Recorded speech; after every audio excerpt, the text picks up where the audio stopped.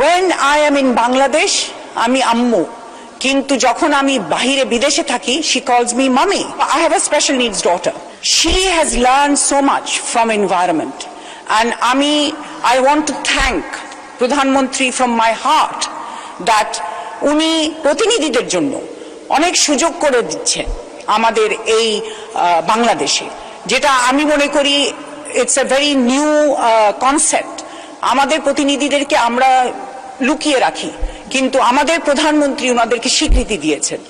এবং আমার মেয়ে বাত ব্যথা, প্যারালাইসিস কিংবা আর্থ্রাইটিস, আধুনিক ফিজিওথেরাপি ও পুনর্বাসন চিকিৎসায় নির্ভরযোগ্য নাম ডিপিআরসি। আমি মনে করি আমাদের এনভায়রনমেন্ট থেকে she has learned a lot.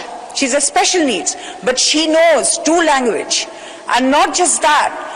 When I am in Bangladesh আমি আম্মু, কিন্তু যখন আমি বাহিরে বিদেশে থাকি she calls me mommy.